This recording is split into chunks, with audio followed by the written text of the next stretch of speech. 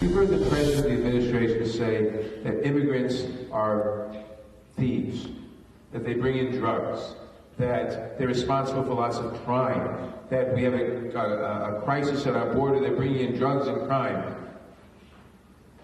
This is the same type of propaganda that we heard in the 1920s and after World War I against Jews.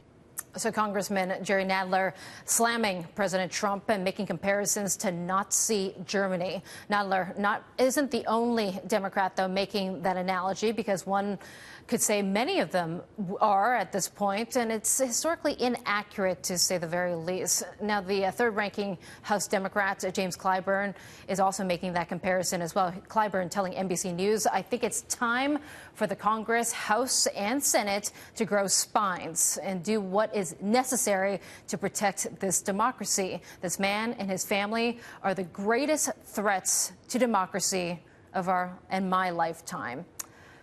Sounds a little like fear-mongering to me. So let's bring in conservative author and speaker David Harris, Jr., and former Obama campaign communications advisor, Democratic strategist Spencer Critchley. I'm going to start with you. Why don't we start with David at this point? Because when you're comparing, I don't even want to say this name, but when you're comparing President Trump to Hitler, a man that committed ethnic genocide, I think that's a bridge too far. It's absolutely a bridge too far. It's a slap in the face of every Jewish person on the planet. It's a slap in the face to every American in this country, especially those that voted for and support our president.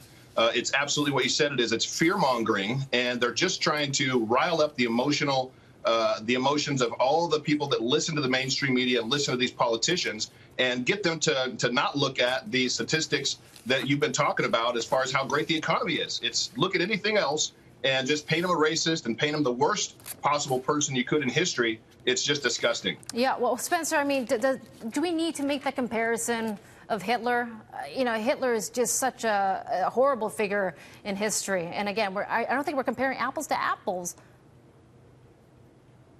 Yeah, I mean, I agree with the assertion that the president is doing serious damage to our country. I disagree, though, with the use of that kind of comparison.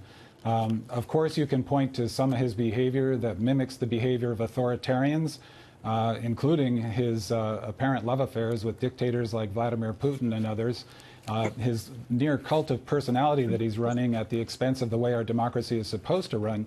But at the same time, Nazism is a horror almost without precedent or comparison in our history, and it's a level of evil that we should be very careful to make comparisons to. The other thing that happens if you make that sort of comparison, aside from, in my opinion, it being inappropriate, is that it brings to a halt any possibility of a useful conversation about what my side might see as the failings of the president. Exactly. That's exactly right. So, David, I mean, how can the president retaliate in this case? I mean, how can he respond? It's just so despicable when you have to bring up that name. I don't think the president should even have to retaliate. I think that it's enough that amazing business professionals and media professionals like yourself are calling it out for what it is. I'm thankful that Spencer agrees with me in that it's despicable, it's evil, it's vile. It's nothing that any political party should be doing to try to go after a president. But I have to disagree that this is with Spencer and the fact that he's a threat to democracy. He's absolutely a threat to globalism. That's what he's taking on, and that's what the globalists and the politicians on the Democrat side are afraid of. They're afraid of losing their jobs. Yeah. And that's one thing that Donald Trump is doing, is creating a lot of jobs, a lot of economic opportunity and growth for Black Americans, Hispanic Americans, women, and all Americans. He's putting America first, and I'm very proud of him for that. Yeah, that would be, some would say that's the definition of democracy, and that's the American way, right? To enrich yourself, to make your lives better, to bring yourself up a level. Isn't that the American dream, Spencer? What's wrong with that? Well, I would dispute those claims about the economy. I think President Trump inherited a very strong economy, and he managed to slow it down. And I'm surprised when I hear conservatives. I'm surprised when I hear conservatives endorsing what President Trump has been doing, because it's not at all conservative. I'm surprised to hear them applauding when a president interferes with the actions of private corporations, for example, which I would think they would call socialism. I'm surprised when they talk when they're approving the creation of a enormous amounts okay, so I'll of debt. give you a comparison. The deficit and debts under Obama was, so $2 trillion has been created under President Trump in the last few years. That is still less on an annual average basis than during the Obama years. And look at the job creation. You're looking at the best jobs market in 50 years and the longest bull market, by the way, that's hit 10 years. Bull markets don't last 10 years, mind you. So in order to extend that, that's a hard job to do. Well, President Trump, you know, as I've said before, is really good at inheriting things, and he inherited a doozy of economy from President Obama, and that expansion was going for something like 6 or 7 years by the time he inherited it from him.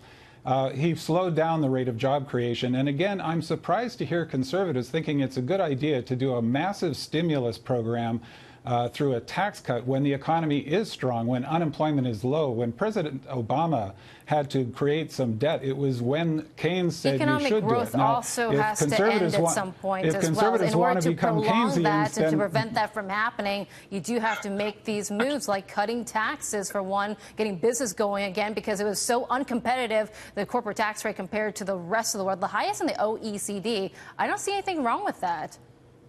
Nothing wrong with that at all. I think that there's I think there was agreement that we should reform taxes. I want to give credit to Obama for what Donald Trump has done, especially when Obama came out and said before he left office, you know, he didn't even want to mention Donald Trump's name, but he said he doesn't have a magic wand. All these jobs are not going to come back. And now he's trying to take credit for it. And now liberals are trying to give Obama credit for it. It's hilarious. It's like, wake up, America. What are they thinking? Yeah. It's just funny. I'm sorry. It's funny. All right, well, guys. Again, we could pursue the Keynesian argument, but I think the original topic that we were onto here was this comparison, which I think we agree was extreme. But I think also that when we're talking about democracy, we're talking both about the economy, which I would argue your points, but also talk about attacks on the free press and other democratic institutions, which are at least equally serious. David, Spencer, we have to pay some bills, but thank you so much for your time tonight.